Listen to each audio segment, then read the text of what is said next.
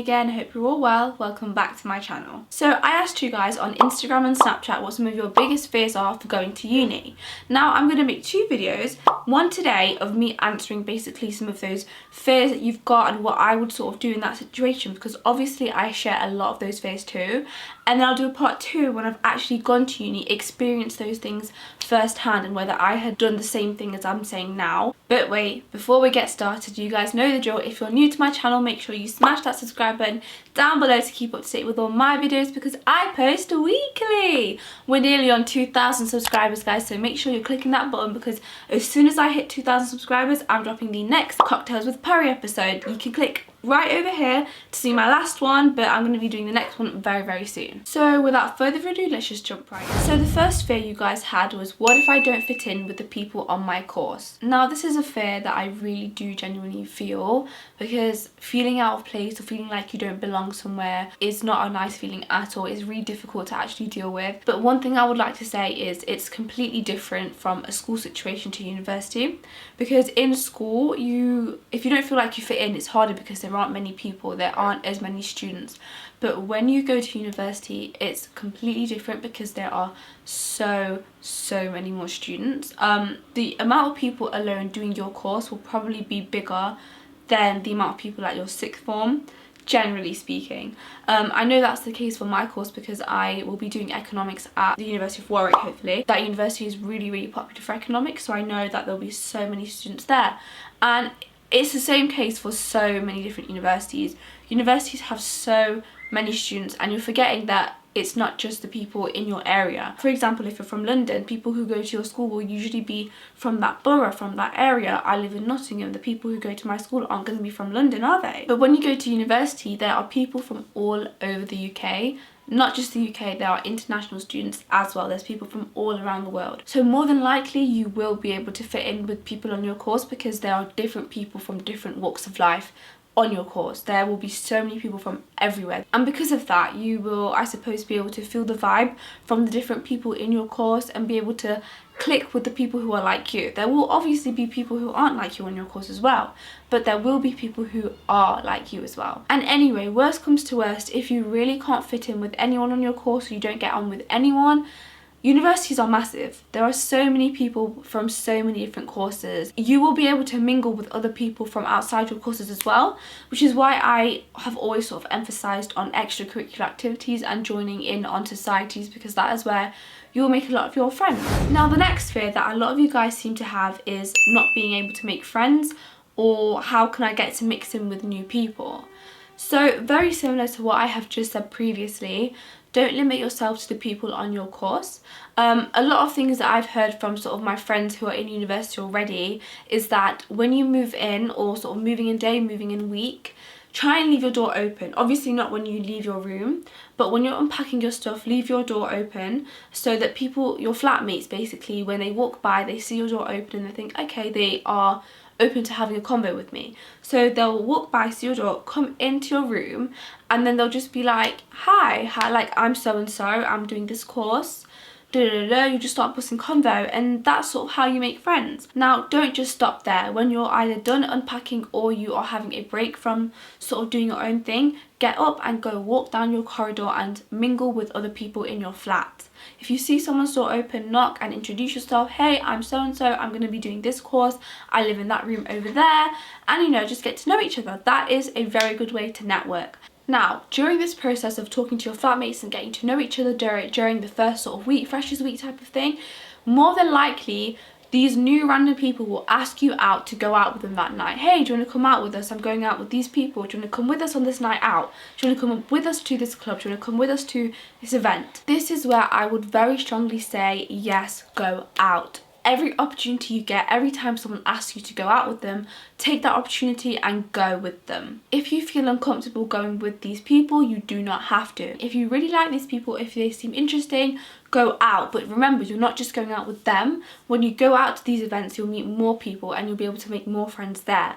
So whenever people ask you out to go to these events, make sure you go. And the most important thing I would say is join societies. Societies is where you will make the most friends. Every single university in the UK will have societies. Some have more than others, some don't have many, but I'm pretty sure every single university in the UK has a society you can join. There are hundreds of societies at most universities. If you have a hobby, for example, if you've got a particular sport you're interested in, there will more than likely be that society for that sport. If you're sort of an ethnic minority, so for example me, I'm Indian, there will be an Indian society and I will probably join that society as well. Pretty much every university will more than likely have a society for your ethnic minority. Another really important society to join will be an academic one. So whatever course you're doing, there will more than likely also be a society for that. So I would really strongly say join one academic society relating to your course that will help you with your academics. Join one for if you're an ethnic minority, and another one for a personal hobby. If you've not got any hobbies right now, then it's worth looking into what societies your university offers, because there will be something that's interesting to you, and it's really important to have sort of a stress reliever because your course will be very intense, so it's very important to sort of have a break away from it. Now, the next fear is, what if I get bored and I wish I never went? So this is why you really have to do a lot of research before you actually apply for that university, let alone that course, because different universities have different courses and they teach things in different manners. When I went to Warwick, I had a taster lecture there on the economics of happiness. Now, when you think of economics, do you think of happiness, or do you think of those things going hand in hand? I guess not on face value. So when this professor did this lecture, I was so blown away with the way he was discussing things, his slides, his presentation, his passion, and I was engaged through that whole lecture throughout the whole time. And I know you can't just generalise the whole university based on one lecturer or based on one taster lecture, but this is why you have to do a lot more rigorous research. I then went home and researched on platforms like the Student Room. The Student Room is very, very useful with sort of telling you all of the nitty-gritties about your university and about that course. And the more I was reading into LSE, the more I was sort of getting scared of it. The more I was reading into Warwick, the more I was falling in love with it. And so this is why you have to do a lot of research, and you can't obviously go based off what other people are saying, which is why you have to have that balance between what you read online and what you felt yourself in that situation. That's all well and good in theory, but I think the crux of the issue, which the person who sent that question in or that fear in, was that what if I do all of those things and then I start university and then I think I'm going to love it and I've done all this research but I end up not loving it. In that situation, I would say identify from as soon as possible whether you like the course or not.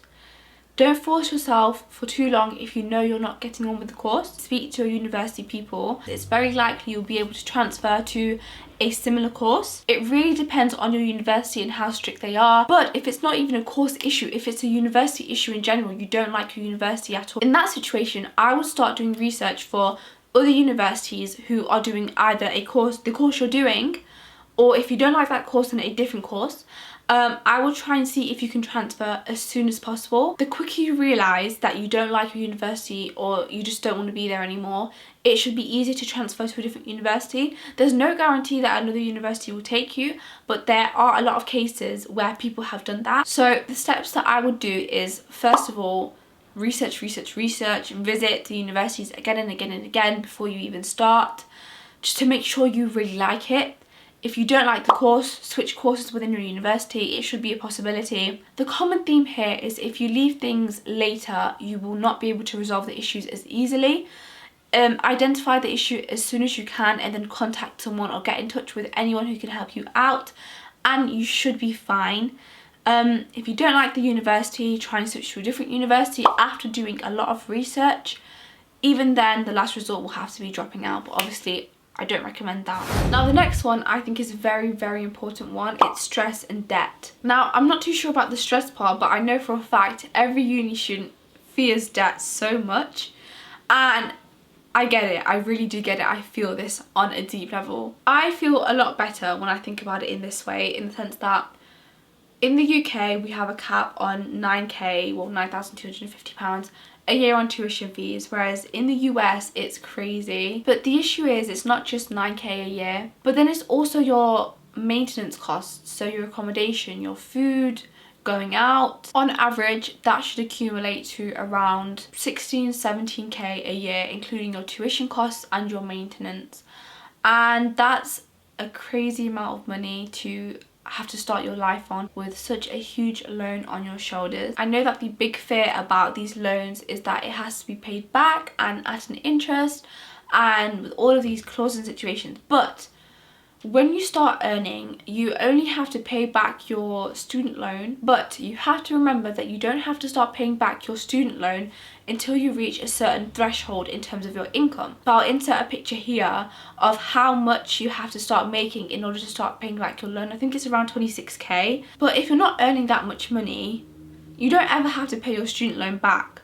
And obviously I understand that you guys are aiming for probably more than 26k a year.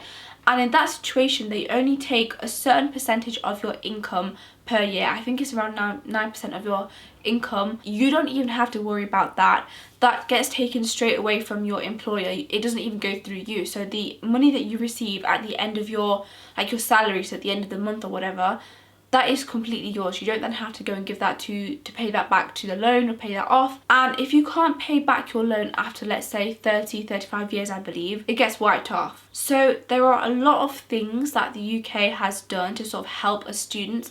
And I know it is really difficult. Living the life as a student is really expensive and it's really stressful. But then again, that is what we have to go through in order to reach that point of our life in adulthood. Adults have to do it all the time. Adults have to budget all the time. So doing this now is really good for us. The loan aspect and paying it back isn't too stressful when you think about it properly and when you do enough research. And even still, if your maintenance loan is not cutting it, you can get jobs. So you know how I was talking about societies and stuff at university?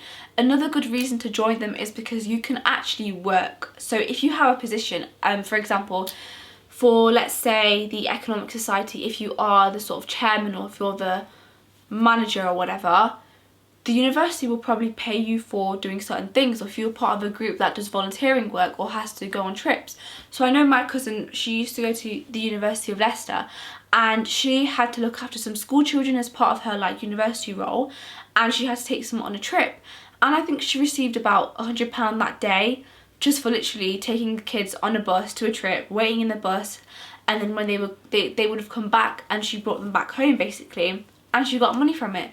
So the universities do help you out in that sense. They have a lot of positions for you to have jobs really. Remember, going to university has to be a fun experience as well as, learning, but don't compromise your happiness and your fun and the experience for getting a job and stuff like that. Now the next fear I can completely relate to, and I know a lot of you guys can too, because we are in such a unique position. The fact that it's the first year of university and I don't know what I'm doing. The coronavirus doesn't make it any less complicated, and I can't even ask current students because there wasn't a coronavirus before. Okay, when I read this, I just didn't know what to say, because you know what? It's so true. We're at such a disadvantage because we can't have a freshers week. A lot of universities are doing some of their semesters online. Yeah, I do get that fear that, coronavirus has hindered me so much in terms of my university experience. But one thing that helps me massively is the fact that I know it's not just me. It's basically everybody, our year group in the whole of the UK. So it's something that everyone will experience. So in a way, you yourself are not at a disadvantage compared to your whole cohort. You're all sort of on a level playing field because you're all going through this together. Now, you are at a disadvantage compared to, let's say, the year above or the year below, because they had their sort of normal university experience.